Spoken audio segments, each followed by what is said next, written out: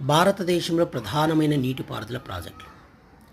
నీటిపారుదల ప్రాజెక్టులకి మొదటి పంచవర్ష ప్రణాళికా కాలంలో అధిక ప్రాధాన్యతనివ్వడం జరిగింది. ముఖ్యంగా మొదటి పంచవర్ష ప్రణాళికా కాలంలో ఏర్పాటు చేయబడిన నీటిపారుదల ప్రాజెక్టు అన్నప్పుడు బాక్రానంగల్ బహుళార్థ సాధక ప్రాజెక్టు, తుంగభద్ర బహుళార్థ సాధక ప్రాజెక్టు, దామోదర్ వ్యాలీ నీటిపారుదల ప్రాజెక్టులు. నీటిపారుదల ప్రాజెక్టులు దేశ ఆర్థిక వ్యవస్థకి జీవనాడి లాంటివి.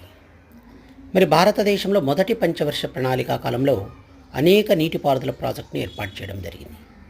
ఇందుకు ఉదాహరణగా మనం ఏం చెప్పొచ్చు అంటే బాక్రానంగల్ బహుళార్థ సాధక project.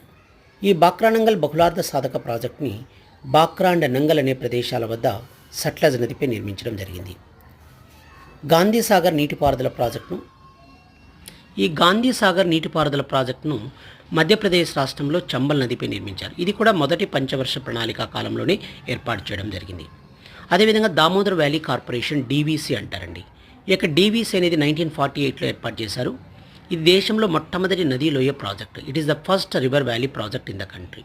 It was setup in 1948 Damodar valley corporation. Okay, next వచ్చేసి నాగార్జున సాగర్ బహుళార్థ సాధక ప్రాజెక్ట్. ఇది కృష్ణానదిపై నల్గొండ జిల్లాలోని